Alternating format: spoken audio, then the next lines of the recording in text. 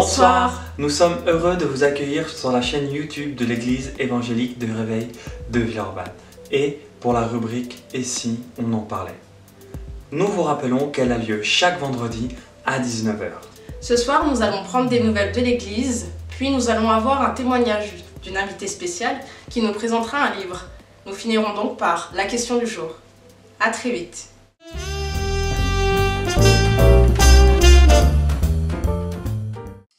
Maintenant, les nouvelles de l'Église. Le conseil d'administration s'est réuni hier soir afin de proposer une nouvelle date pour notre prochaine Assemblée Générale. En ce moment même, le groupe Intercession se réunit afin d'intercéder pour notre pays, pour notre Église, pour notre ville.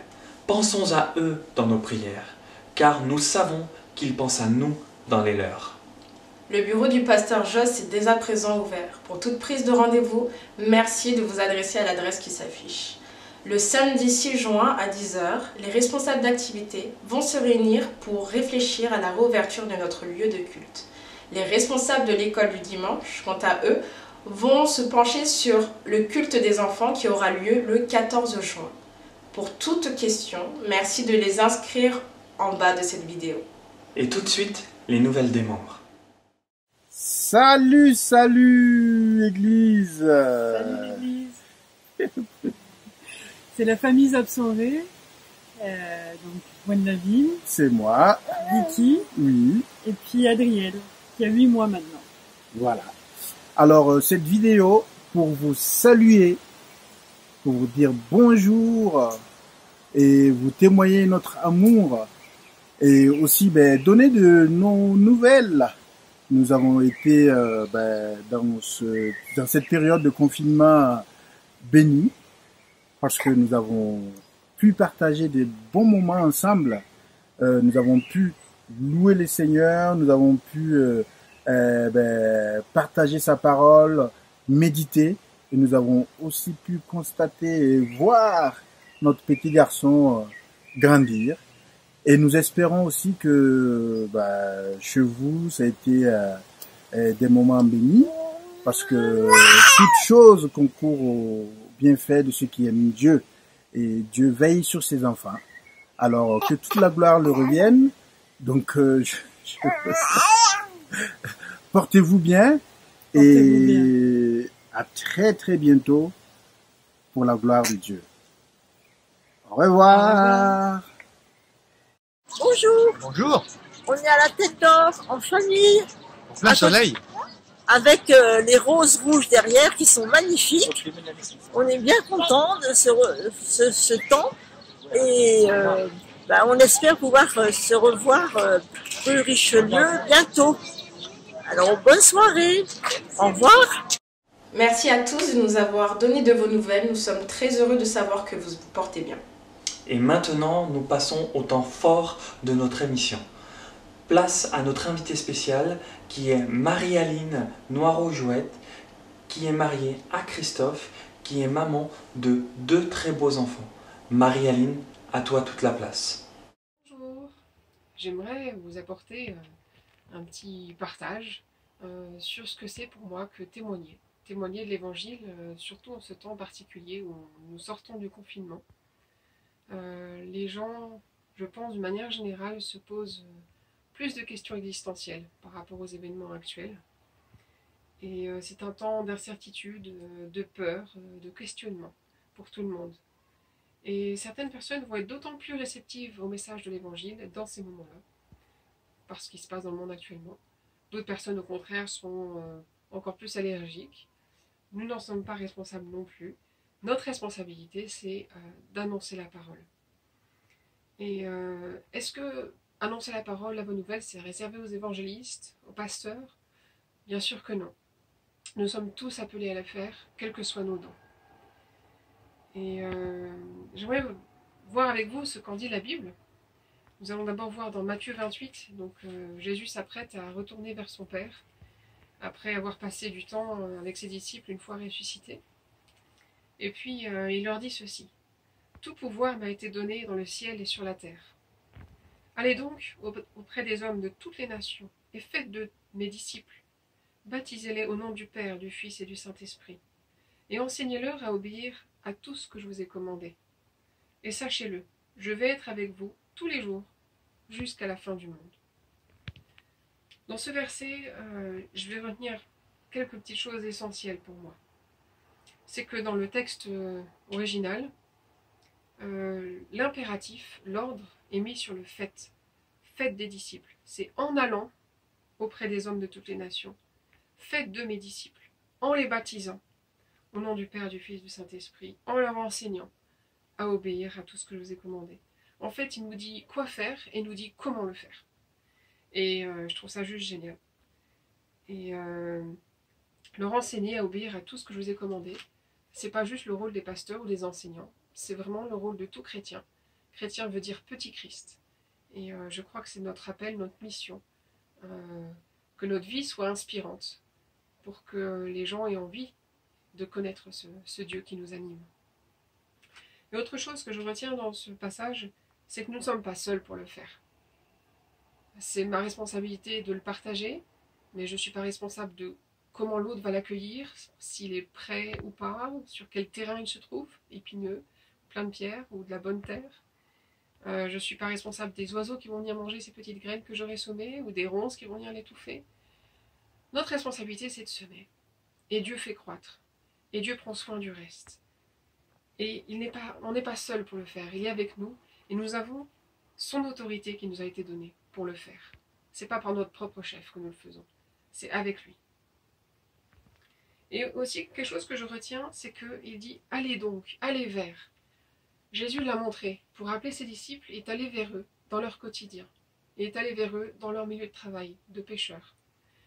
Il y a un élan qui se passe. C'est pas, on attend que ça vienne, on attend que, je sais pas, notre voisin pose une question ou quoi. Ça pourra peut-être venir, mais peut-être pas. Et du coup, c'est important d'aller vers et de retrouver les gens là où ils en sont dans leur quotidien. Et puis, nous allons le voir aussi dans Timothée, dans 2 Timothée 4, 2 et 5. Prêche la parole de Dieu et annonce-la avec insistance, que l'occasion soit favorable ou non.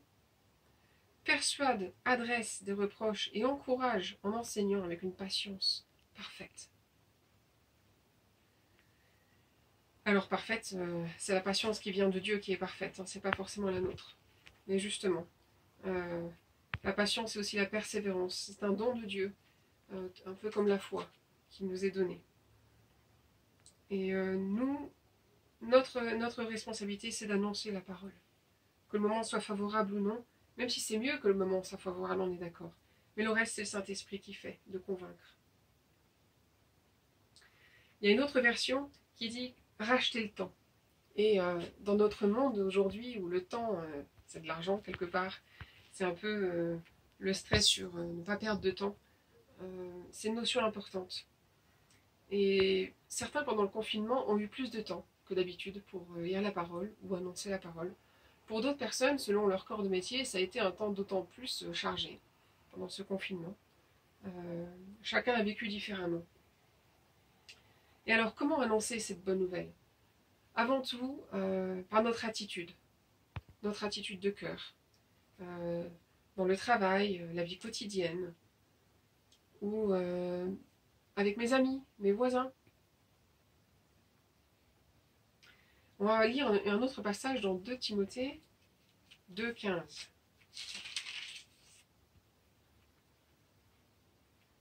Efforce-toi d'être digne d'approbation aux yeux de Dieu, comme un ouvrier qui n'a pas à avoir honte de son travail, qui annonce correctement le message de la vérité. Je crois que ce passage est assez clair, juste d'être un ouvrier fidèle, qui n'a pas honte de son travail, qui annonce correctement le message de la vérité. Et pour annoncer le message de la vérité, c'est important de se laisser habiter par l'esprit de vérité dans nos cœurs.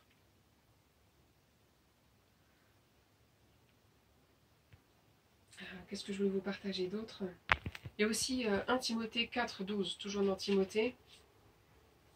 Alors ça s'adresse en particulier aux jeunes personnes, les enfants, les ados, et aussi à tout le monde. Ne laisse personne te mépriser parce que tu es jeune, mais sois un exemple pour les croyants. dans ta façon de parler, ta conduite, ton amour, ta foi, ta pureté. En attendant que je vienne, applique-toi à lire publiquement l'Écriture et à prêcher et à enseigner. Ne néglige pas le don spirituel qui est en toi, qui t'a été accordé lorsque les prophètes ont parlé et que les anciens ont posé les mains sur toi. Et sois d'accomplir cette tâche et de t'y donner entièrement, afin que tous voient tes progrès. Prends garde à toi-même et à ton enseignement. Demeure ferme en tout cela. En effet, si tu agis ainsi, tu sauveras aussi bien toi-même que ceux qui t'écoutent. Ici, Paul appelle Timothée à avoir une vie exemplaire, inspirante. Ce ne veut pas dire parfaite, mais de tendre à ressembler à Jésus. C'est ce à quoi nous sommes appelés en tant que chrétiens, de porter le fruit de l'esprit en nous. Et si ma conduite, mon amour, ma foi, ma pureté sont inspirants, sont un exemple, les autres vont être attirés par cela et vont avoir envie de connaître ce Dieu qui anime le fond de mon cœur, mon âme. Et dans ce passage, on voit aussi qu'il est important d'avoir une parole vraie et intègre, de comprendre, de méditer la parole pour pouvoir bien l'enseigner et la transmettre. Nous allons voir un autre passage dans 1 Corinthiens 9. 1 Corinthiens 9, 16 à 20. Je n'ai pas à me vanter de ce que j'annonce la bonne nouvelle. C'est en effet une obligation qui m'est imposée, et malheur à moi si je n'annonce pas la bonne nouvelle. Si j'avais choisi moi-même d'accomplir cette tâche, je pourrais m'attendre à recevoir un salaire. Mais puisque c'est mon devoir de l'accomplir, je m'acquitte simplement de la charge qui m'a été confiée. Quel est alors mon salaire? C'est la satisfaction de pouvoir annoncer la bonne nouvelle en l'offrant gratuitement, sans user des droits que j'ai en tant que prédicateur de la bonne nouvelle. Je ne vais pas là m'étaler sur les droits de prédicateur dont fait référence Paul, mais je vais plus insister sur le fait que Paul dit, c'est malheur à moi si j'annonce pas la bonne nouvelle. C'est comme une aspiration forte, c'est une raison d'être, une raison de vivre. S'il ne le fait pas, il serait très malheureux. Et j'aimerais pouvoir m'inspirer de cela, pour qu'en tout temps, j'ai envie d'annoncer la bonne nouvelle, quelle que soit ma peur du regard des autres, ma peur du jugement, ma peur de mal faire, ma peur de mal dire. Il nous est dit dans Timothée aussi, fais de ton mieux. Dieu fera le reste, il comblera nos manquements, nos faiblesses. Et dans Jean, quand Jésus s'apprête à souffrir sur la croix, un peu avant, il prie pour ses disciples. Et il dit aussi que c'est à l'amour que nous aurons les uns avec les autres, à notre unité, que les gens verront que Dieu est vraiment là. Donc voilà différentes façons que nous pouvons avoir d'annoncer la bonne nouvelle. Et annoncer la vérité dans un monde de mensonges, ça ne revient pas sans effet. La parole de Dieu est puissante et elle agit dans les cœurs. Et ces derniers temps, j'ai remarqué que Dieu a placé des voisins, des voisines, avec qui nous pouvons partager la bonne nouvelle. Il y a plusieurs années, quand Emmeline était bébé, notre voisine d'en face était vraiment en recherche. Et puis petit à petit, nous avons lié d'amitié, en se rendant des services ou autres. Et puis petit à petit, elle est devenue même la nounou d'Emmeline, voisine de palier, donc c'était vraiment pratique. Et j'ai pu partager avec elle la bonne nouvelle, j'ai pu même étudier la Bible avec elle une fois par semaine pendant un temps, jusqu'à ce qu'elle décide de se faire baptiser, et puis qu'elle décide d'aller à l'église. Puis un jour elle a déménagé, et puis malheureusement nous avons perdu contact. Mais j'étais tellement heureuse d'avoir pu être un instrument de Dieu dans cette vie, dans la vie de cette personne, tout en étant moi-même dans ma vie de famille. Et puis cette année, il y a une autre voisine, à un autre étage, avec qui nous lions d'amitié et avec qui bien sûr on se rend service mutuellement et avec qui je partage en ce moment aussi la bonne nouvelle de Jésus. Et ça me réjouit le cœur et moi ça m'aide aussi à grandir dans ma foi. Ça m'aide à mieux comprendre le message de la vérité, à le transmettre et même parfois à le contextualiser parce qu'il y a une différence de culture aussi avec cette voisine. Donc voilà, ça me met au défi et ça me fait grandir en même temps. Et vraiment je remercie Dieu pour cela. Donc voilà, je voulais vous encourager à être vous-même dans votre vie de travail, de famille, amicale, à simplement partager de qui vous êtes et l'espérance, la vérité qui vous anime. En ce temps de déconfinement, il y aura aussi beaucoup de nouvelles questions qui vont se poser pour les gens. Et nous avons une lumière à apporter, nous avons un espoir à apporter. Donc soyons audacieux avec sagesse pour le royaume. Merci.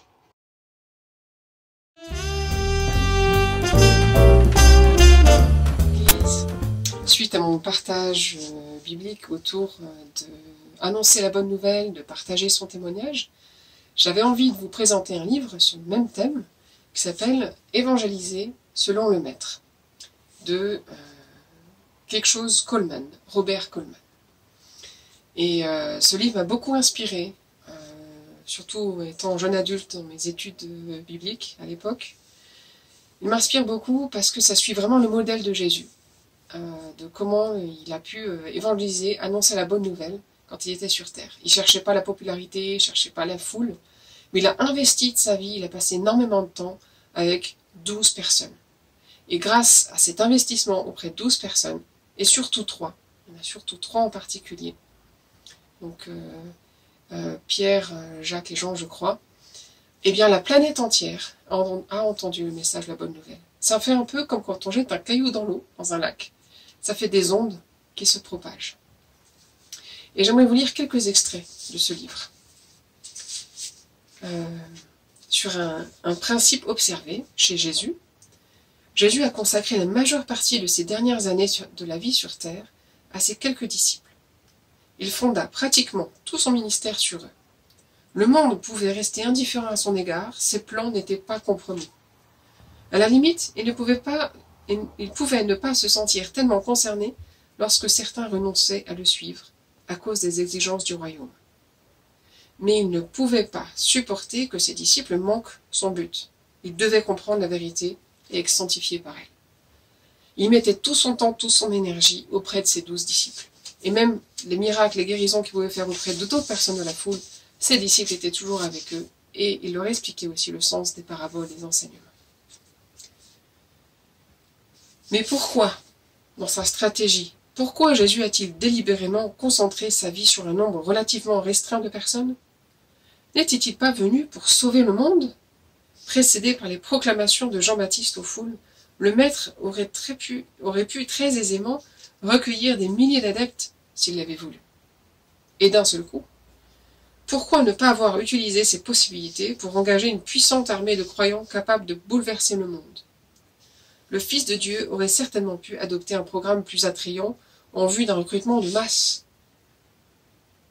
N'est-il pas décevant qu'un homme possédant toutes les forces de l'univers à son service, vivant et mourant pour sauver le monde, n'ait finalement rassemblé qu'une poignée de pauvres disciples pour témoigner en sa faveur? Et si vous voulez en savoir plus, justement, de pourquoi il a choisi stratégiquement d'investir sa vie auprès de 12 personnes spécifiquement, bien, je vous invite à lire ce livre. Il est court, simple et rapide à lire, même quand on a repris le travail après le déconfinement. Merci, à bientôt. Merci Marie-Aline pour ce témoignage édifiant. Merci de nous encourager à tenir ferme face aux attaques du diable, mais aussi à prendre du temps avec Dieu et à se tenir prêt à le rencontrer. Notre rubrique « Et si on en parlait » est maintenant terminée. Nous nous retrouvons dimanche à 10 h pour notre culte de Pentecôte avec le pasteur Joss et le pasteur Daniel. Dimanche 7 juin, nous vous réservons une petite surprise avec un invité spécial, le pasteur Dwayne Bedstill, venu directement des États-Unis pour nous laisser un message édifiant. À ne pas rater. Les prochaines études bibliques seront en direct sur YouTube. Elles traiteront de l'Apocalypse, toujours avec le pasteur Daniel et le pasteur Joss. Nous vous souhaitons une bonne soirée et un bon week-end.